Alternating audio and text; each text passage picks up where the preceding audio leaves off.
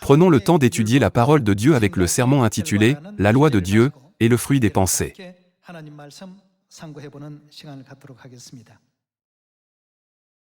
Une pensée peut vraiment être considérée comme quelque chose de très important. Que ce soit bon ou mauvais, tout part de nos pensées, n'est-ce pas? Par conséquent, les mauvaises pensées finissent par conduire à de mauvais résultats. Les bonnes pensées conduisent relativement à de bons résultats, n'est-ce pas?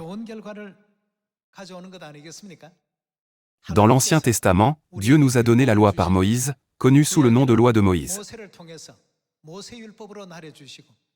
Dans le Nouveau Testament, il nous a révélé la loi de la Nouvelle Alliance par le Christ. Puisqu'il s'agit d'un cadeau de Dieu à l'humanité, il est naturel d'y croire et de le suivre, en le considérant comme quelque chose donné pour notre bien futur et notre bonne vie. Cependant, les gens envisagent souvent d'abandonner d'abord la loi de Dieu. Ils disent, même si nous ne la gardons pas, ne pouvons-nous pas simplement crier « Seigneur, Seigneur » ? Cependant, lorsqu'ils le font, Dieu a déjà expliqué à travers la Bible que les désastres, les malédictions éternelles et le châtiment les suivraient.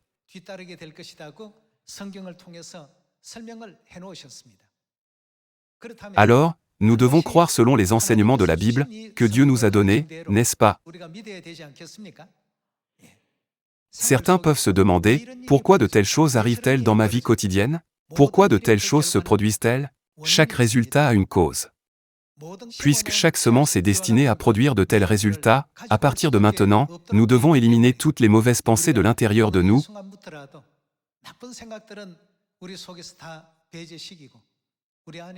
toujours garder l'amour pour Dieu, garder l'espoir pour le royaume des cieux, et garder la détermination et la résolution.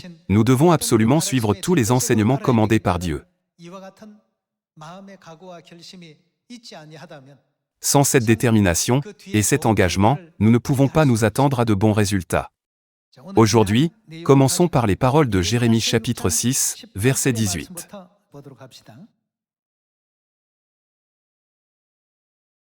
C'est pourquoi écoutez, nations.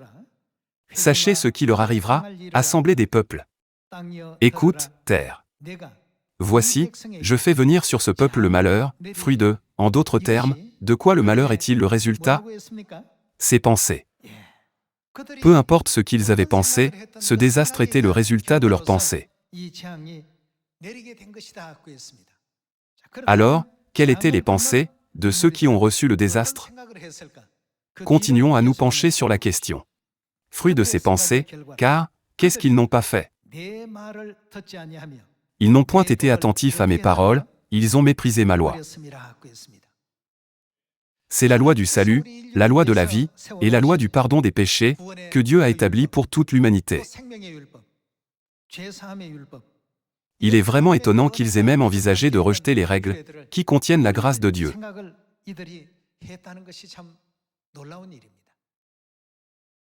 La Bible nous éveille au fait que la pensée, il est agréable de désobéir à la loi de Dieu, entraînera finalement un désastre.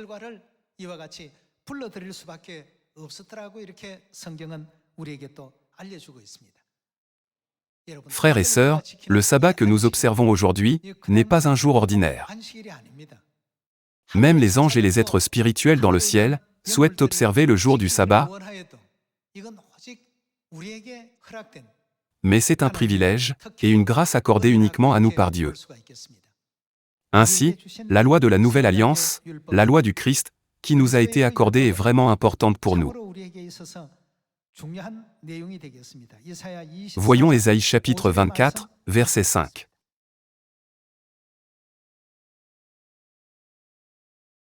Le pays était profané par ses habitants.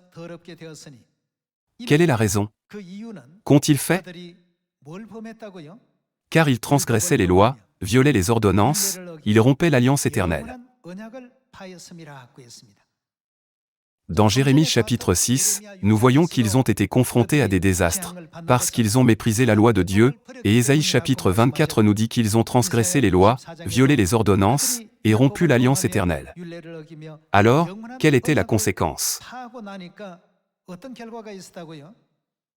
C'est pourquoi la malédiction dévore le pays. La malédiction dévore le pays à cause de leurs mauvaises actions. Et ses habitants portent la peine de leurs crimes, c'est pourquoi les habitants du pays sont consumés, et il n'en reste qu'un petit nombre. Verset 7.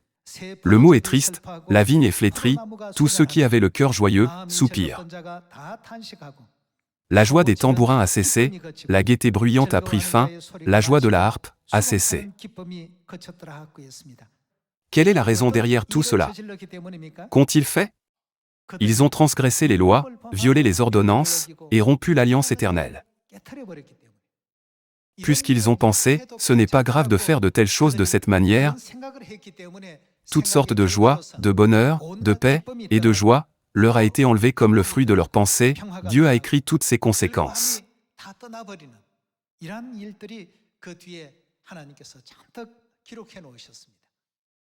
Aujourd'hui, quand nous regardons Jérémie chapitre 6 et Ésaïe chapitre 24, la loi de Dieu, c'est-à-dire la loi du Christ, que Dieu a établie pour l'humanité, joue en effet un rôle si important spirituellement. Pour nous donner la paix, pour nous donner le bonheur, pour nous donner la joie, et pour nous accorder le royaume éternel des cieux, Dieu a établi la loi de la nouvelle alliance. Par conséquent, nous devons être ceux qui observent toujours le jour du sabbat, et toutes les règles de la nouvelle alliance, quelles que soient les difficultés que nous rencontrons, n'est-ce pas? C'est parce qu'il est dit que chaque pensée devient une semence. Par conséquent, comme Mère Céleste dit, réjouissez-vous toujours, notre vie devrait être remplie de joie, lorsque nous pensons à notre avenir, en allant au royaume des cieux, n'est-ce pas? Après tout, cette terre n'est qu'une ville de refuge. Puisque la vie ici ne se compose pas du bonheur éternel, de la joie éternelle, et de la paix éternelle, nous devons tous vivre notre vie, en attendant, et en espérant le royaume des cieux. Il est écrit dans Ésaïe chapitre 24, « Ils transgressaient les lois, violaient les ordonnances, ils rompaient l'alliance éternelle. » Voyons le verset 6. C'est pourquoi la malédiction dévore le pays, et ses habitants portent la peine de leurs crimes, c'est pourquoi les habitants du pays sont consumés, et il n'en reste qu'un petit nombre. Le mot est triste, la vigne est flétrie, tous ceux qui avaient le cœur joyeux soupirent. La joie des tambourins a cessé, la gaieté bruyante a pris fin, la joie de la harpe a cessé. On ne boit plus de vin en chantant, les liqueurs fortes sont amères aux buveurs. La ville déserte est en ruine, toutes les maisons sont fermées, on n'y entre plus. On crie dans les rues, parce que le vin manque, toute réjouissance a disparu, l'allégresse est bannie du pays. La dévastation est restée dans la ville, et les portes abattues sont en ruine. Cela ne fait que décrire une situation sombre. Quand cela se produira-t-il? La Bible nous enseigne que lorsque nous pensons, il est acceptable de désobéir à la loi de Dieu, de tels résultats suivront inévitablement comme le fruit de telles pensées. Nous ne devons pas nous focaliser uniquement sur des choses, telles que le jour du sabbat, la Pâque, la règle du voile, et le baptême. Dieu nous fournit toujours de nombreux autres enseignements. Aujourd'hui, comme Dieu a dit, soyez toujours joyeux, jetons toute la tristesse de notre vie.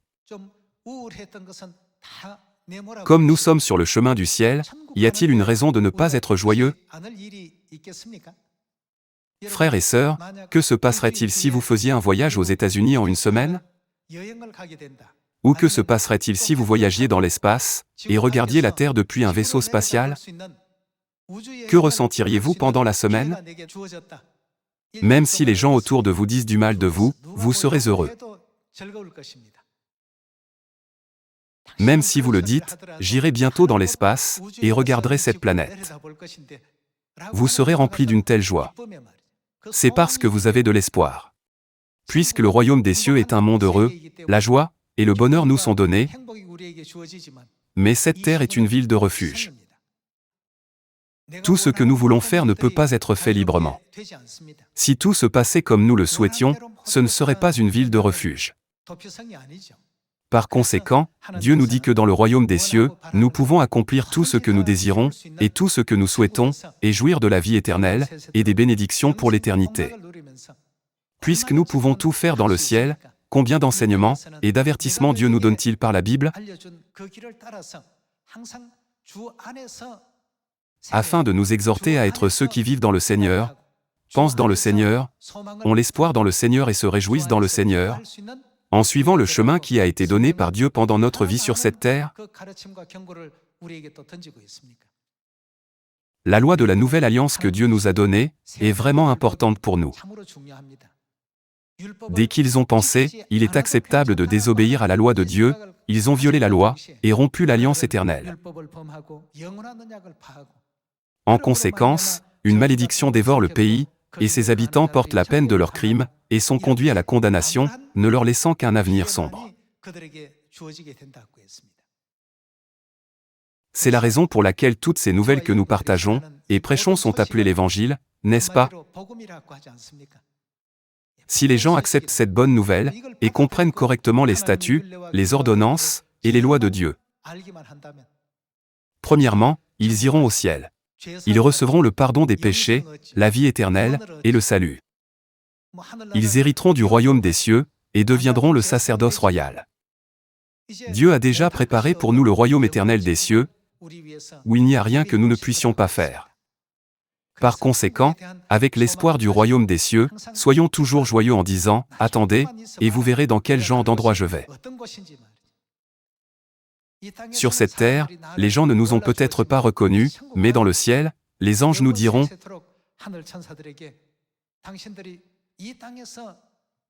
L'amour de Dieu que vous avez ressenti sur la terre est quelque chose que nous n'avons jamais expérimenté, même si nous sommes dans le royaume des cieux. »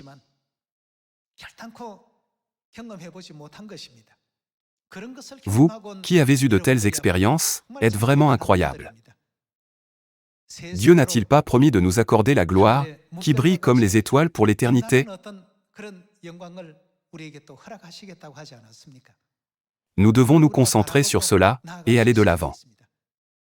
Lorsque vous regardez la terre, vous ne voyez que la dépression, l'anxiété, les malédictions, les désastres, et un avenir sombre, mais lorsque vous regardez le royaume des cieux, il y a toujours la joie, et le bonheur débordant, sans plus de mort, de deuil, de pleurs, ou de tristesse. Il n'y aura pas non plus de querelle, ni de malédiction. Le ciel déborde de prévenance, et d'amour les uns pour les autres. Pour entrer dans un tel monde, nous devons tous respecter pleinement les statuts, les ordonnances, et les lois de la nouvelle alliance que Dieu nous a données.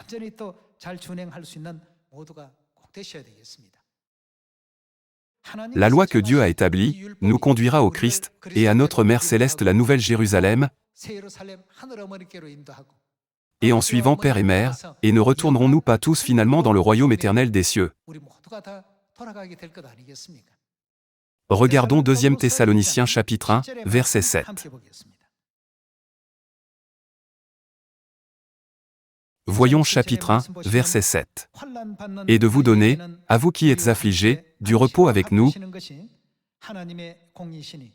lorsque le Seigneur Jésus apparaîtra du ciel, avec les anges de sa puissance, au milieu d'une flamme de feu, pour punir ceux qui ne connaissent pas Dieu, et ceux qui n'obéissent pas à l'évangile de notre Seigneur Jésus. L'évangile de notre Seigneur Jésus désigne la nouvelle alliance. Qu'arrivera-t-il à ceux qui ne respectent pas, et ne suivent pas la loi de la nouvelle alliance? Dieu les punira par le jugement éternel, sans leur accorder le salut, ou le pardon des péchés. De même, dans 2 Thessaloniciens chapitre 1, il est écrit que le châtiment éternel sera infligé. Ésaïe chapitre 24 dit qu'une malédiction éternelle dévorera le pays. Jérémie chapitre 6 dit qu'ils recevront des désastres, s'ils rejettent les statuts et les lois de Dieu, et que c'est le fruit de leurs pensées. Certains disent que le sabbat soit le samedi ou le dimanche. Ne suffit-il pas de servir Dieu n'importe quel jour? Pourquoi ce jour est-il si important? Il est important. Comme c'est important, Dieu l'a même spécifiquement désigné comme le 7e jour. Aujourd'hui, certains disent « ce n'est pas grave de ne pas le garder. Ce n'est pas grave de le garder quand nous voulons. » Cette idée vient de leur propre pensée. Ce n'est pas la pensée de Dieu.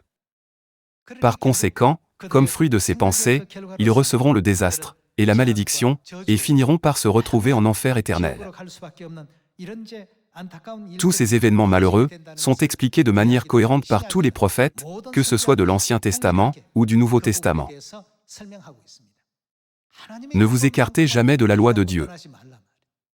Lorsque vous viendrez au royaume des cieux, vous comprendrez alors toutes les raisons. Vous ne le comprenez pas maintenant, mais vous comprendrez bientôt. N'est-il pas vrai que rien de ce que Dieu fait n'est sans raison? Alors, examinons brièvement un seul aspect concernant le jour du sabbat. Voyons Ézéchiel chapitre 22, verset 25. Chapitre 22, verset 25. Ces prophètes conspirent dans son sein, comme des lions rugissants qui déchirent leur proie. Ils dévorent les âmes, ils s'emparent des richesses et des choses précieuses, ils multiplient les veuves au milieu d'elles. Ces sacrificateurs, que font-ils? Violent ma loi. Ces sacrificateurs violent ma loi et profanent mes sanctuaires, ils ne distinguent pas ce qui est saint de ce qui est profane. Ils ne font pas connaître la différence entre ce qui est impur et ce qui est pur, ils détournent les yeux de mes sabbats, et je suis, comment Dieu est-il traité? Il est profané au milieu d'eux.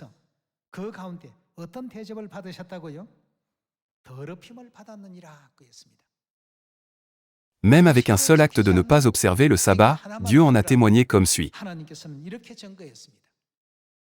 Je suis profané au milieu d'eux, ils me déshonorent et me souillent grandement. Aujourd'hui, il y a d'innombrables églises et religieux dans le monde, comme le sable sur le bord de la mer. Ils pensent, Dieu le ferait-il vraiment simplement parce que nous n'observons pas le jour du sabbat? Cependant, ce sont leurs pensées. Dieu ne nous transmet-il pas ses pensées par le prophète Ézéchiel maintenant? Dieu nous dit clairement, je suis profané au milieu de ceux qui n'observent pas le jour du sabbat. Frères et sœurs, la loi que Dieu nous a donnée est vraiment importante. Si ce n'était pas important, Dieu aurait pu conclure avec la loi de Moïse. Mais dans Michée chapitre 4, nous voyons la loi sortir une fois de plus, n'est-ce pas? Ce n'est pas la loi du mont Sinaï, mais la loi que Dieu proclame de Sion. Puisque nous devons continuellement rester dans la loi et l'observer, que dit la Bible que Christ est pour toujours, selon l'ordre de Melchizedek? Il est dit qu'il est le souverain sacrificateur pour toujours.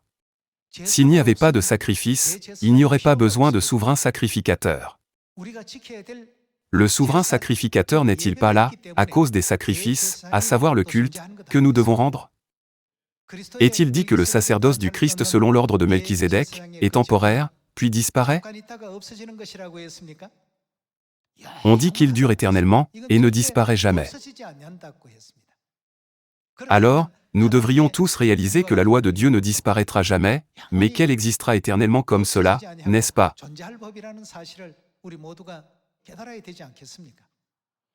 Cependant, presque toutes les églises disent d'une seule voix, nous n'en avons pas besoin.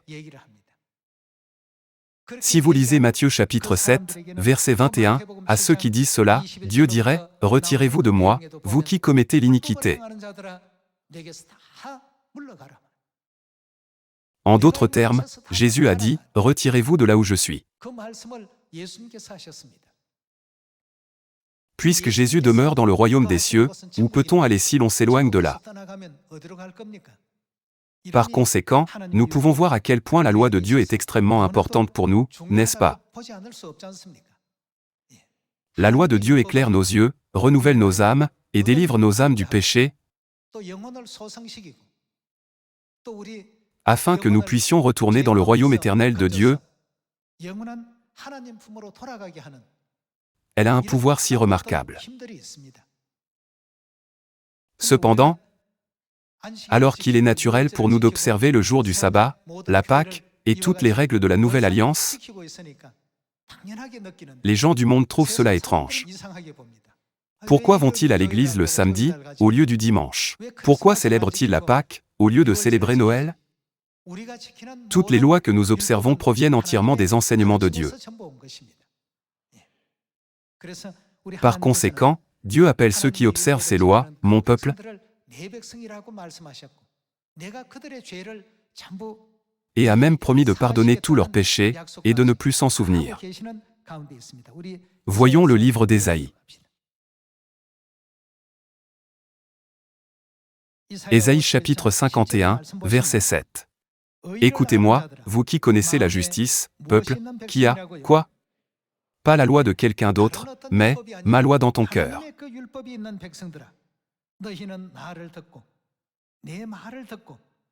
Ne craignez pas l'opprobre des hommes, et ne tremblez pas devant leurs outrages. Car la teigne les dévorera comme un vêtement, et la gerce les rongera comme de la laine. Mais ma justice durera éternellement, et mon salut s'étendra, combien de temps? D'âge en âge. À qui ces paroles bénies sont-elles données? Dieu a laissé ces paroles bénies à ceux qui observent sa loi, à ceux qui sont dans la loi du salut.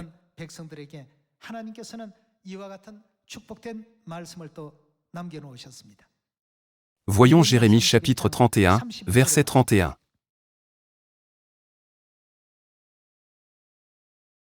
Voici, les jours viennent, dit l'Éternel, où je ferai avec la maison d'Israël et la maison de Juda une alliance nouvelle. Verset 33. Mais voici l'alliance que je ferai avec la maison d'Israël, après ces jours-là, dit l'Éternel. Je mettrai ma loi au-dedans d'eux, je l'écrirai dans leur cœur, et je serai leur Dieu, et ils seront mon peuple. Si quelqu'un n'a pas la loi de Dieu, il n'est certainement pas le peuple de Dieu. Ainsi, d'après l'Épître aux Philippiens, d'où sommes-nous citoyens? Les gens qui sont citoyens des cieux doivent certainement garder la loi de Dieu. Le sabbat n'est-il pas le commandement de Dieu? Qu'en est-il de la Pâque? Dieu nous ordonne également de la garder. Dieu a ordonné la célébration de la Pâque dans Exode chapitre 12 et 13, et dans Luc chapitre 22, nous voyons Jésus, qui désirait célébrer la Pâque, avec Pierre et Jean.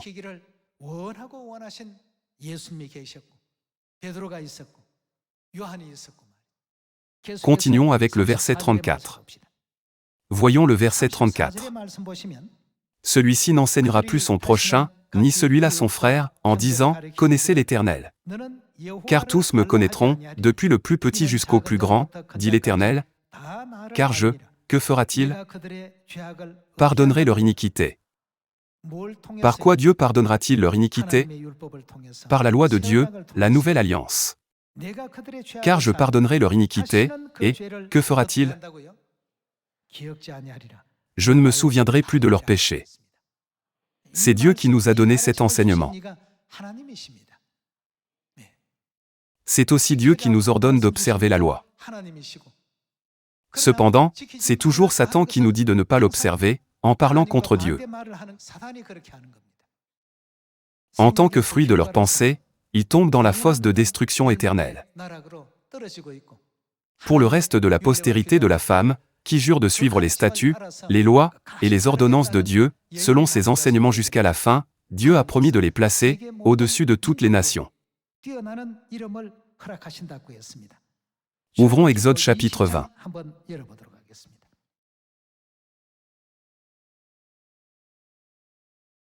Voyons chapitre 20, verset 8. Souviens-toi du sabbat, pour en faire un jour sacré. Tu travailleras 6 jours, et tu feras tout ton ouvrage. Mais le 7e jour est le jour du repos de l'Éternel, ton Dieu, tu ne feras aucun ouvrage, ni toi, ni ton fils, ni ta fille, ni ton serviteur, ni ta servante, ni ton bétail, ni l'étranger qui est dans tes portes. Car en 6 jours l'Éternel a fait les cieux, la terre et la mer, et tout ce qui y est contenu, et il s'est reposé le 7e jour. C'est pourquoi l'Éternel, qu'a-t-il fait? A béni le jour du repos, et l'a sanctifié. Dieu bénit tous ceux qui observent le jour du sabbat. De plus, Dieu a sanctifié le jour du sabbat, et par le jour du sabbat, Dieu nous conduit à la sainteté. En examinant ces paroles, nous pouvons clairement comprendre si nous devons observer les lois, les ordonnances, et les statuts de Dieu ou non. Frères et sœurs, est-ce que c'est acceptable de ne pas les garder? Sans aucun doute, nous devons observer les statuts, les ordonnances, et les lois de Dieu. Si les gens s'en détournent, Dieu les punira lorsqu'il apparaîtra, au milieu d'une flamme de feu au dernier jour. Dans Ésaïe chapitre 24, il est écrit, « De tels grands désastres s'abattent sur eux, étonnant le pays entier. » Dieu nous a enseigné cette leçon, et nous a apporté la vérité de la nouvelle alliance en cette époque, n'est-ce pas? Passons à Osée chapitre 8. Voyons Osée chapitre 8, verset 12. Que j'écrive pour lui toutes les ordonnances de ma loi, elles sont regardées comme, quoi? Quelque chose d'étranger. Quelle en est la raison? C'est le fruit de ses pensées. Pourquoi Dieu continuerait-il à enseigner intensément à l'humanité par les prophètes, dans de nombreuses pages de la Bible des choses, qui ne sont pas pertinentes et inutiles?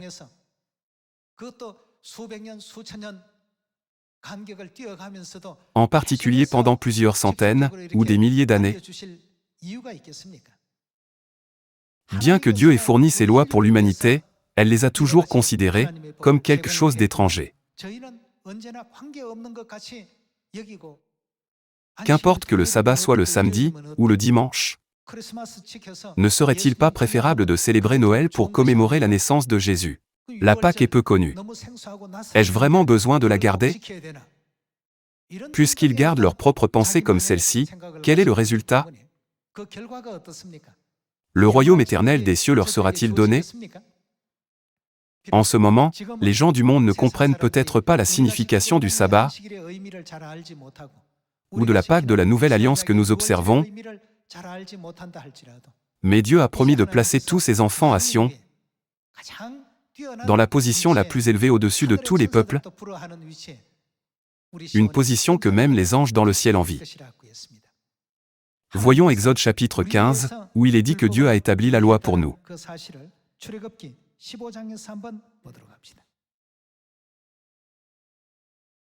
Voyons Exode chapitre 15, verset 25.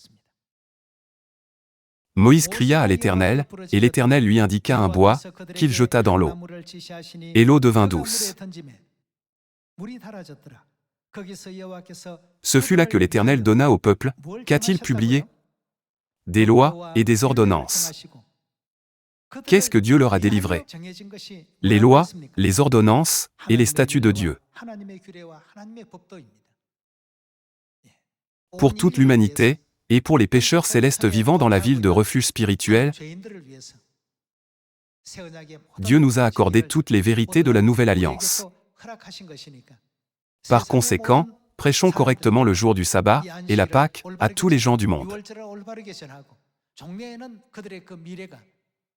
Prêchons diligemment, afin que leur avenir soit le royaume éternel des cieux, et en étudiant sincèrement la parole de Dieu, vivons toujours une vie de joie.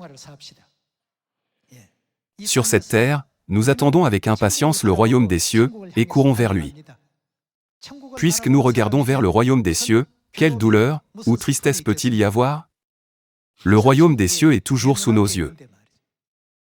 Quelqu'un a raconté une fois cette histoire. Si vous mettez une poignée de sel dans de l'eau, sera-t-elle salée ou fade? Elle peut être à la fois salée et fade, selon la capacité et la taille du récipient. Si vous mettez une poignée de sel dans une petite tasse, et que vous la remplissez d'eau, l'eau deviendra inévitablement salée.